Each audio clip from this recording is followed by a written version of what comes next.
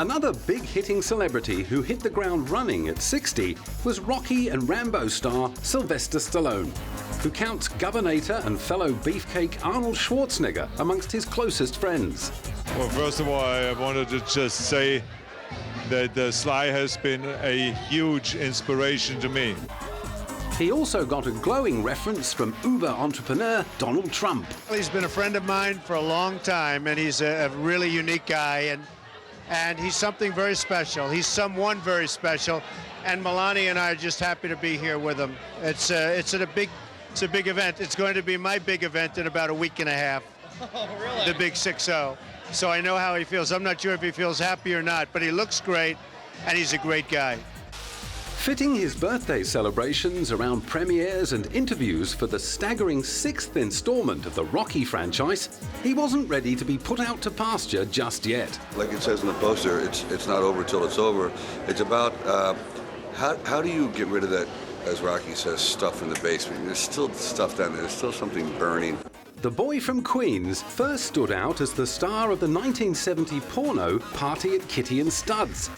But then the 24-year-old actor was rather hard up at the time and struggling to find parts in more reputable fare. After scoring a few more small roles over the next 5 years, he resorted to writing parts for himself. His first script, Lords of the Flatbush, brought him his first legitimate starring role, alongside Happy Days' Henry Winkler. 2 years later, he struck gold with his story about a plucky loan shark enforcer who thinks he can go the distance in the ring. Rocky was the smash hit of '76 and earned him Oscar nominations for Best Screenplay and Best Actor.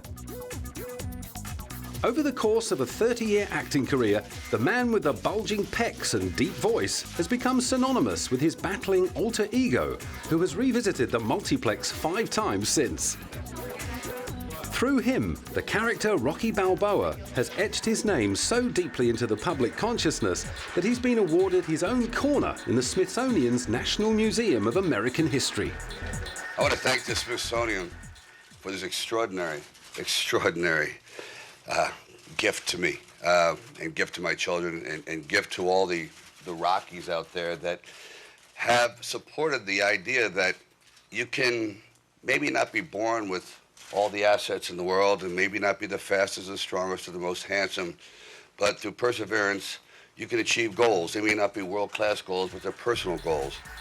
Sly's own personal battle began when forceps severed one of his facial nerves, leaving part of his face paralyzed. His drooping face and slurred speech made things hard for him at school, where he got into trouble for starting fights. His facial challenges also hampered his early days as an actor. But breaking through with Rocky in 1976 was as much about his own battling underdog spirit as that of his on-screen character.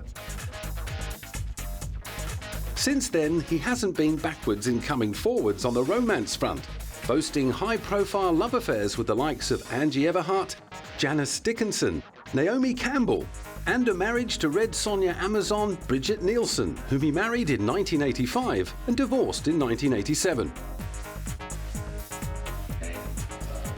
Sly waited another 10 years before making another commitment to former model and presenter Jennifer Flavin, who helped host Sly's reality TV show, The Contender. She also acted as a guinea pig for his fitness and health food company, In Stone.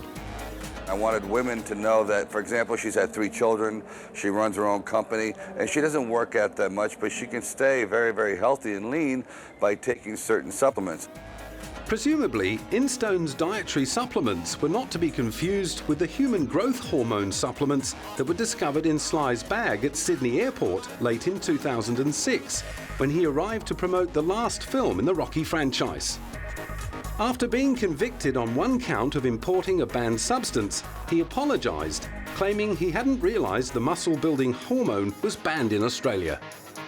He had to keep his strength up for his next major physical challenge.